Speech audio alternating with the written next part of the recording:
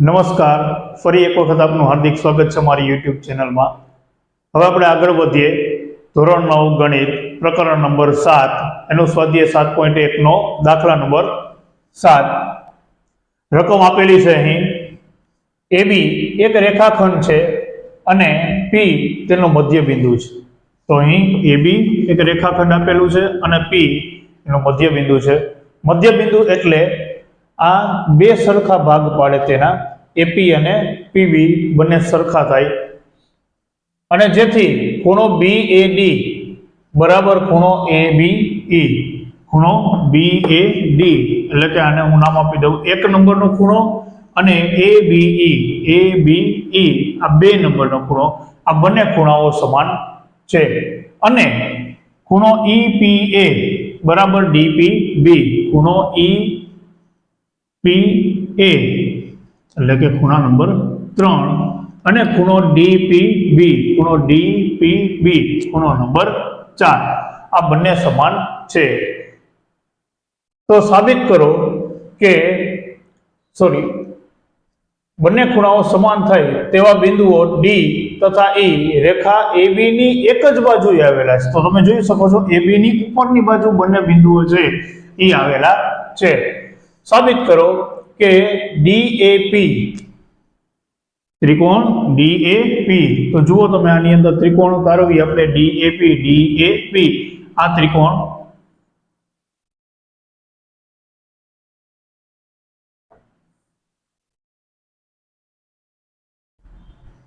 DAP અને બીજું ત્રિકોણ EBP એટલે કે આ ત્રિકોણ એને પણ હું અહીંયા ડ્રો કરી નાખું છું। આ બે એકરૂપ છે એવું આપણે સાબિત કરવાનું છે। ઉપરાંત AD બરાબર BE એટલે કે AD અને BE એ બંને સમાન છે। સોરી, આનું નામ દર્શાવવાનું ભૂલાઈ ગયું, EBP અહીંયા એક ખૂણો આવેલો છે। હવે પહેલા આપણે મૌખિક રીતે બંને ત્રિકોણો એકરૂપ છે એવું સાબિત કરવાનો પ્રયત્ન કરીશું। તો તમે જોઈ શકો આ ત્રિકોણની અંદર અહીંથી એક રેખાખંડ પસાર થાય છે અને આ ત્રિકોણની અંદર અહીંથી એક રેખાખંડ પસાર થાય છે।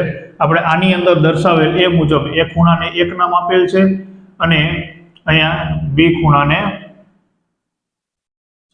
દર્શાવી દીધું મેં, બી ખૂણો અહીં આવે છે, બી ખૂણાને નંબર 2 નામ આપેલ છે।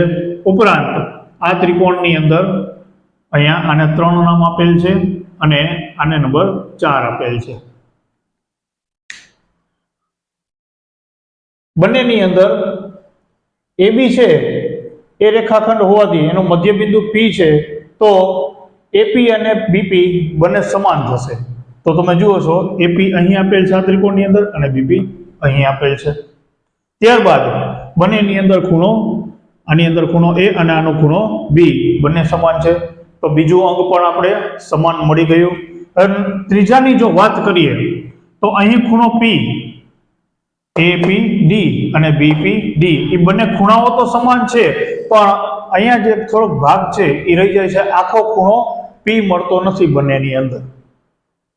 અને આમ જોવા જઈએ તો આ D સુધી આવે છે અને આ રેખાખંડ E સુધી જાય છે, એટલે કે આકૃતિની અંદર જોઈએ તો આ બંનેની અંદર જો આપણે EPD ઉમેરી દઈએ, ખૂણો EPD ઉમેરી દઈએ તો આ ખૂણો આખે આખો મને મળી જશે। તો મેં 3 અંગો મેળવી લીધા, ખૂણો બાજુ ખૂણો, ખૂણો બાજુ ખૂણો। હવે આપણે ગણતરી દ્વારા એને મેળવીએ। તો પહેલા નંબરનું જે સાબિત કરવાનું છે એ છે ત્રિકોણ DAP અને ત્રિકોણ EBP માં હવે સૌથી પહેલા તો આપણે આ બંને ત્રિકોણોની અંદર બંને ખૂણાઓની અંદર જે EPD ખૂણો ઉમેરવાનો છે એ કરી લઈએ। ખૂણો EPA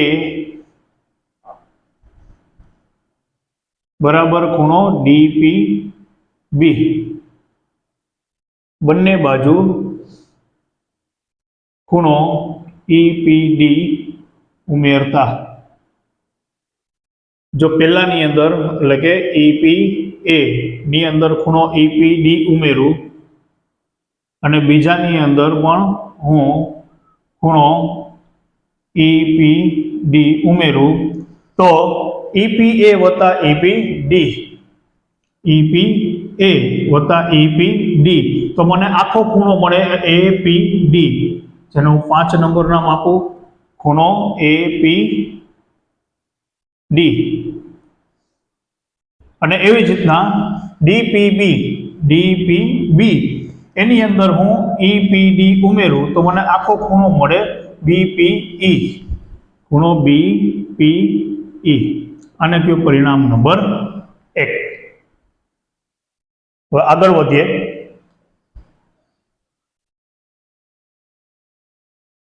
જે આપણે એના અંગોને અનુરૂપ કેવા છે તે તો ખૂણો અહીંયા આપેલ છે BAD, જે રકમની અંદર જ ઓલરેડી આપેલ છે કે આ ત્રિકોણની અંદરનો ખૂણો 1A અને બીજા ત્રિકોણની અંદરનો ખૂણો B, જે ખૂણો છે ABE.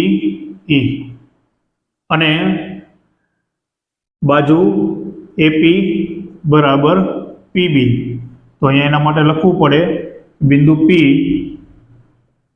એ AB નું મધ્ય બિંદુ છે.